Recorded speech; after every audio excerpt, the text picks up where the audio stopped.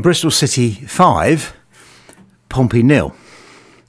When it was us 2, Charlton 1, I repeated the score for emphasis.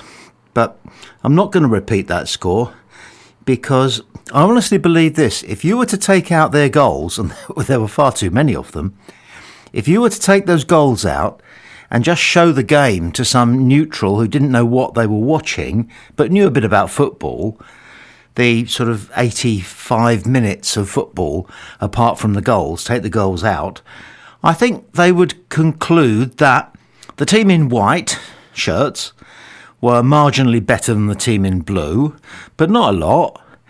The team in blue didn't really have anybody up front who looked as though they might connect with each other and cause some threatening opportunities. And then you would say to that neutral person, well, the team in blue were playing their reserve forward line. Each of the players up front for the team in blue were second choice. Good players, don't get me wrong, but second choice. They were without the best left winger in the Championship. They were without one of the most, when he's on song, prolific goal scorers in EFL football.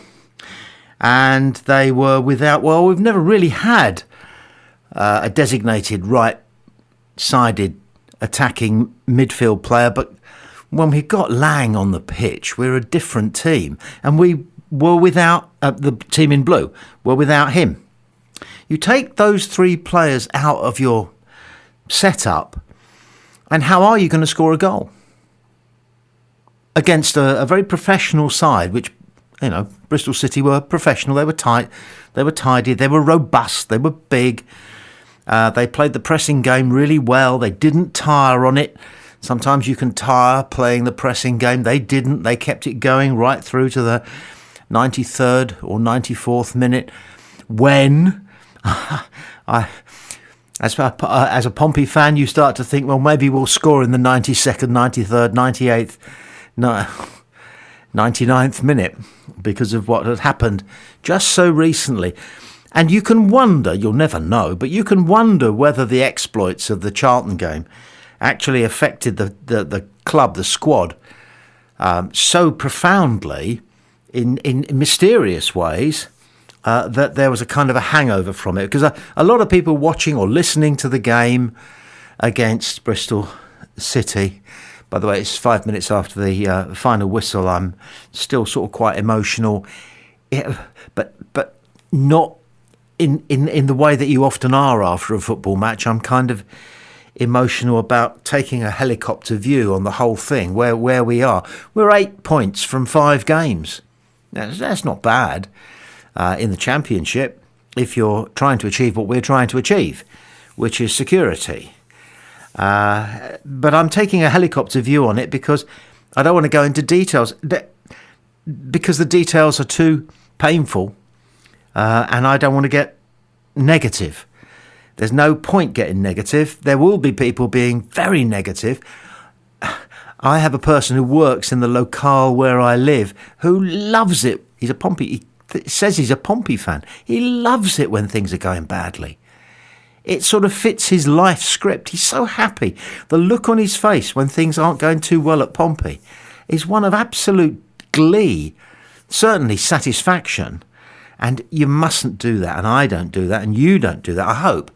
One of the things that we've carved out a bit at Pompey Sound is that we are a particular type of Pompey fan, that we understand what the club is all about, and we have a higher understanding of everything that is being pursued by the owners and by the management and by the coaches and by many of the playing staff.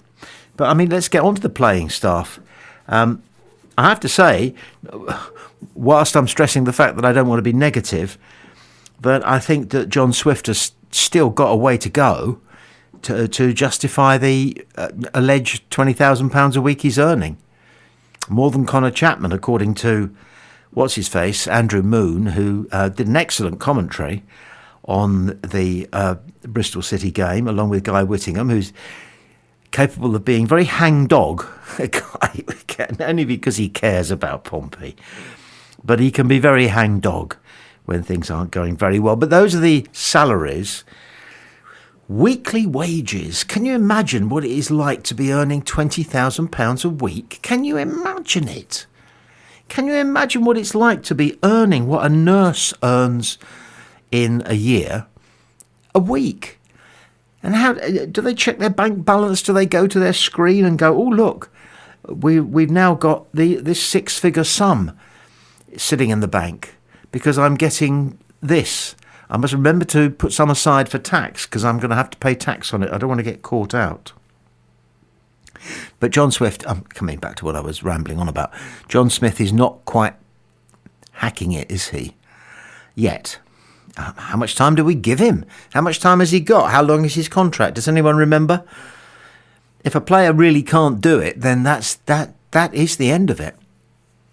Did he negotiate a terrific package, a financial package at Pompey, knowing that Pompey wanted somebody like him, or preferably him, and so he was able to, him and his people were able to negotiate a very attractive financial package to bring him to Fratton Park, back to Fratton Park. And is he actually marking time? Because one of the players he's kind of replacing, Matt Ritchie, he was not marking time. Matt Ritchie went for everything. He gave everything. He gave everything and a bit more. Actually, a lot more. And we don't see that quite in Swift. He has a need, I think, it's a psychological thing. He has a need to look languid. He has a need to make his game look easy. He wants to look consummate. He wants to look svelte. Good word, svelte. He wants to look svelte. And this is the Championship. And he's no longer in his, first flush of youth. And looking svelte is okay if you're Zinedine Zidane or a 25-year-old somebody or other, but he's neither of those things.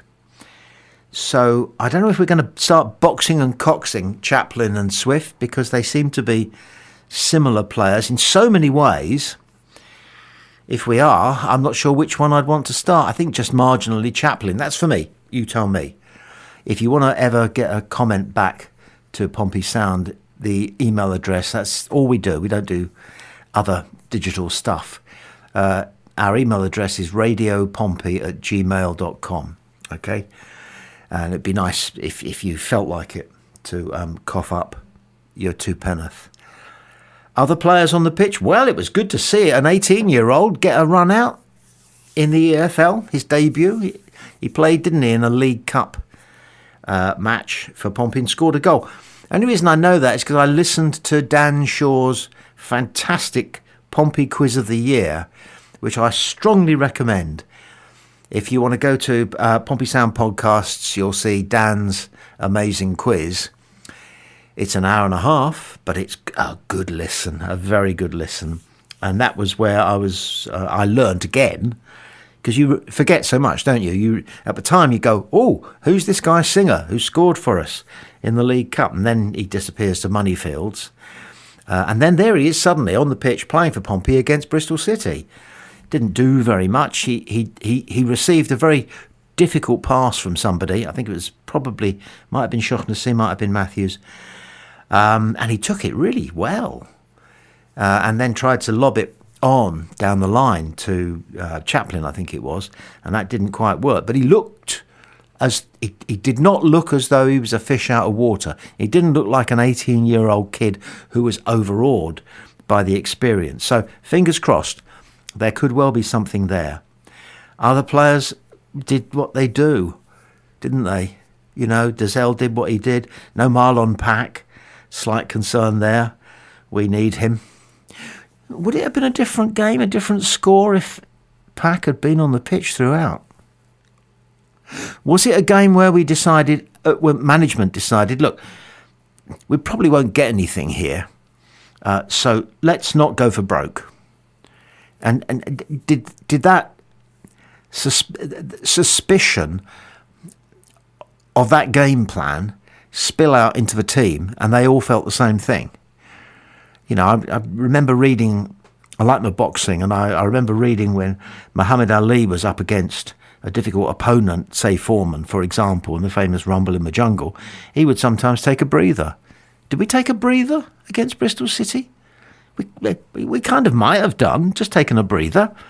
Let's let nobody get injured, nobody get yellow carded. We're probably not going to win. If we can nick a point, we'll nick a point. Otherwise, we'll come back down on the coach and just start thinking about the next game. 8 points from 5 games, if you're where we are, is pretty good. And that was it's not the sum total of our Christmas experience. We've got one more game, haven't we? 6 games in 20 minutes. And we'll hopefully come back with a better effort. But we do so need the likes of Murph, Colby and Lang. So we wait with bated breath for news about their circumstance and their injuries. Otherwise, if you spent New Year's Eve as you should have done, which was either in bed, because who cares, or else you were thinking about staggering into your bed at 2:30 in the morning, that's out of the way. And if you had a hangover, then your hangover lasted until 10 to 5 on New Year's Day, didn't it, as a Pompey fan? However, there's always the next game. And, what's the phrase? We go on, or something like that. So we do. We go on, because we've got a fight on our hands. Some of the other results went for us. Some of the results elsewhere didn't. So we're going to have a good old look in the morning at the table and a reminder. Yeah, let's remind ourselves. The 98th minute against Charlton, a moment we'll never forget. They can't take it away from you. It was as good as it gets in football, in sport, in life. So on that note, Happy New Year to you. I wish you and your family all you wish yourself and yourselves. And talk soon.